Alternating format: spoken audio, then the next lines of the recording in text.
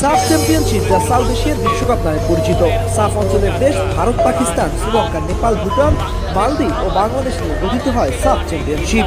এক বছর বিরতি দিয়ে এবছর আবার গড়াতে যাচ্ছে সাফ চ্যাম্পিয়নশিপ। এবছর শ্রীলঙ্কায় সাফ হওয়ার কথা থাকলেও সেটি পরিবর্তন হয়ে হওয়ার কথা রয়েছে বাংলাদেশে। তাই এবারই পারফেক্ট সুযোগ বাংলাদেশের দক্ষিণ এশিয়ার শ্রেষ্ঠত্বের মুকুট মাথায় দেয়া। সাফে সর্বোচ্চ সফল দল ভারত, 9 বার সাফ চ্যাম্পিয়নশিপ হয়েছে তারা। দ্বিতীয় অবস্থানে থাকা মালদ্বীপের থেকে 7 বার বেশি। 2 বার সাফ জিতেছে মালদ্বীপ এবং 1 বার করে জিতেছে শ্রীলঙ্কা, বাংলাদেশ, আফগানিস্তান। আফগানিস্তান অবশ্য 2005 সালে সাফে প্রবেশ করে এবং 2015 সালে তারা সাফ থেকে বের হয়ে যায়।